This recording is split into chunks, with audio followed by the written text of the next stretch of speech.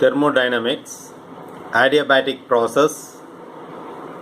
In an adiabatic process, the system is insulated from the surroundings and heat absorbed or released is zero. That means if you have a system,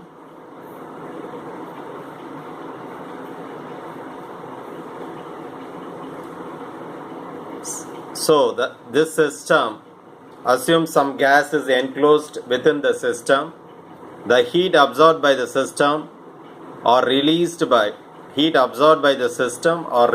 by the system is zero. That is, it neither absorbs heat nor releases heat. So in an adiabatic process, the system is insulated from the surroundings and heat absorbed or released is zero. This is the first point we have to remember. Second point, work done by the gas results in decrease in its internal energy, because we are not allowing any heat to come in or go out. Therefore, work done by the gas results in decrease in its internal energy. For an ideal gas, we all know that in an adiabatic process, PV power gamma is constant, where gamma is equal to Cp by Cv. That is,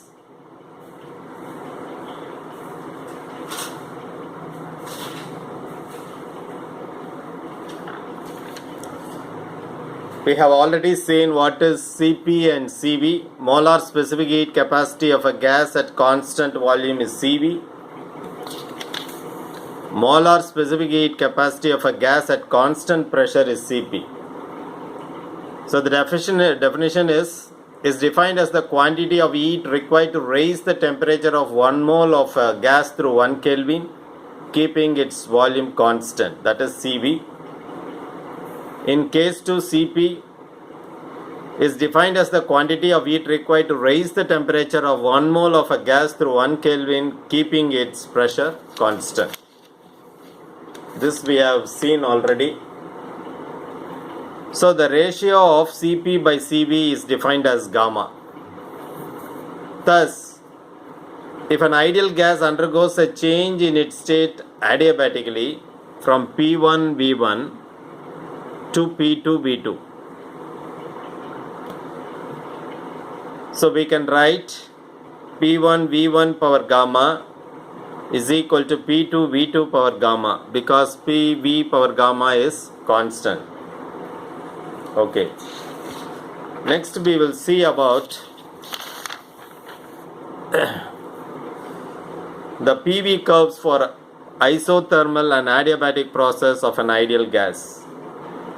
Just if you look into the PV curve, the left hand side and the right hand side is adiabatic, whereas the top portion of the curve and the bottom portion of the curve is isothermal. That is, when the pressure increases, volume decreases.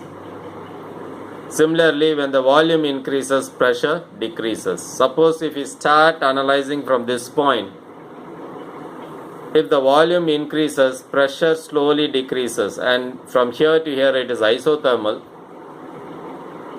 And if we still increase the volume, the pressure drastically decreases and we call it as adiabatic. And from this point onwards, if the volume is decreased, therefore pressure increases. Still, if we decrease the volume, the pressure rises up to this point. So this region is isothermal and this region is adiabatic. This is for an ideal gas. So now we have to derive for work done.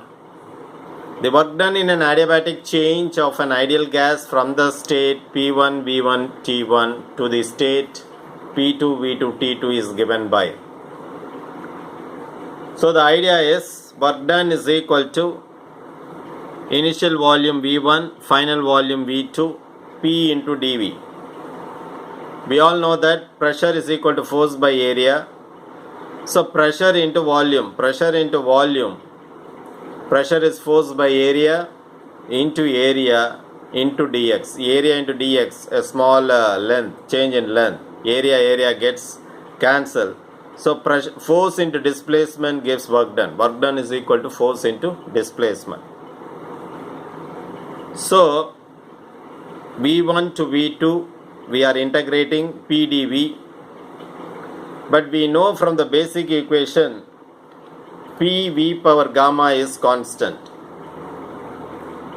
PV power gamma is constant.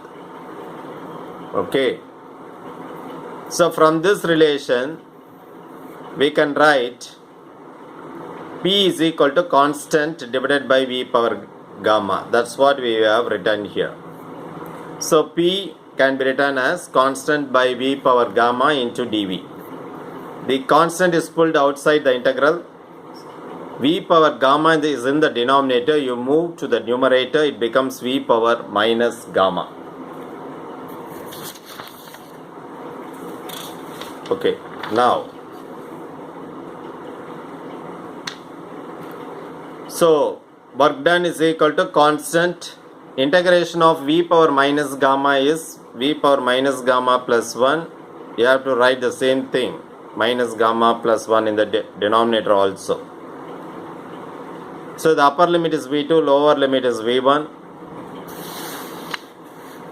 So we have to substitute this V2 for V. So before doing that, you move this constant, 1 minus gamma is a constant, you move outside, so it becomes constant divided by 1 minus gamma. So this has been pulled outside. Now you substitute V2 here, so V2 power 1 minus gamma minus upper limit minus lower limit is V1. So V1 1 minus gamma. Okay, right.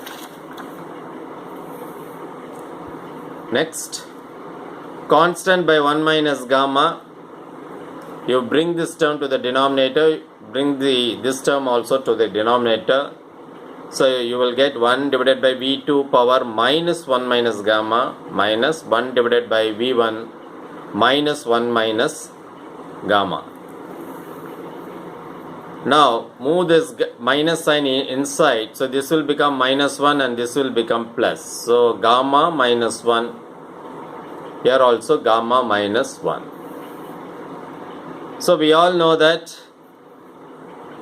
PV power gamma is constant, implies P1 V1 power gamma is equal to P2 V2 power gamma is equal to constant.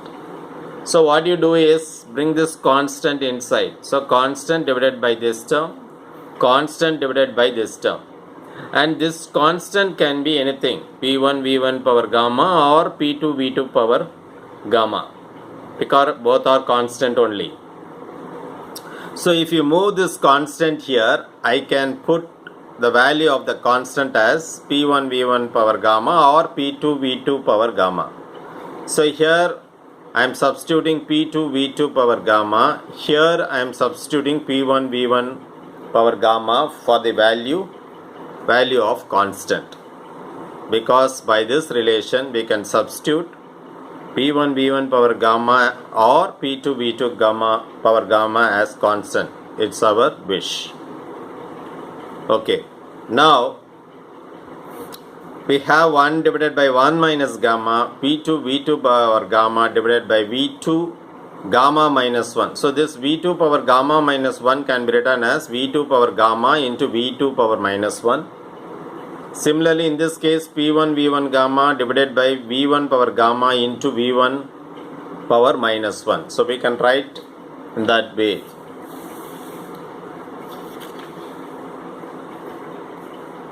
So we can split this term V2 power gamma into V2 power minus 1. Similarly here also. Now this V2 power gamma, this V2 power gamma cancels out. Bring this V2 to the numerator, it becomes plus V2 power plus 1, that is P2 V2. Here V1 gamma and V1 gamma cancels out.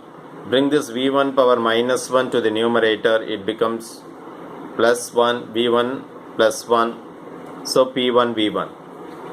Okay. So the final relation will be W, work done, is equal to 1 divided by 1 minus gamma into P2 V2 minus P1 V1. What I am doing now is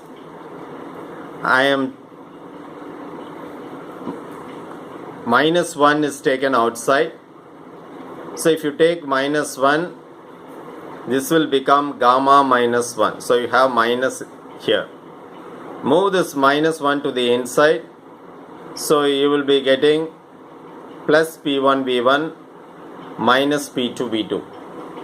So we all know that PV is equal to mu RT.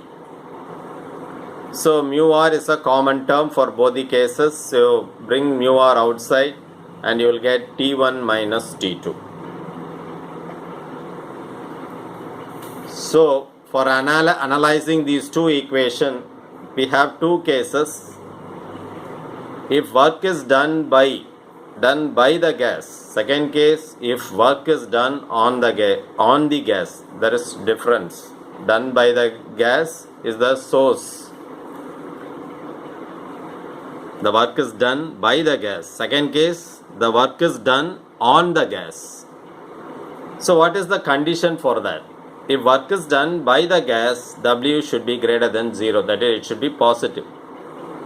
And naturally, if you look into the final relation, T2 value should be less than T1. Then only you will get work done as positive. Whereas in case 2, if work is done on the gas, that is W is less than 0, negative. And naturally, T2 is greater than T1, so you will get negative value. It means in case 2, the temperature of the gas rises. Okay. That's all about the topic on adiabatic process. We have seen some important relation and discussion on the work done. Work done by the gas and work done on the gas. And we have seen the graph, PV graph about isothermal expansion and adiabatic expansion. Some mathematics is involved using integration. And finally we have arrived a relation that gives an idea about work done. 1 divided by 1 minus gamma into P2 V2 minus P1 V1, or you can write using this relation PV is equal to mu RT, work done is 1 by gamma minus 1 mu R T1 minus T2. Now you must see the change here.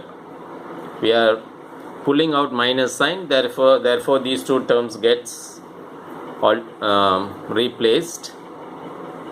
So therefore we have another relation, PV is equal to mu RT. If you substitute for that, you will get this equation.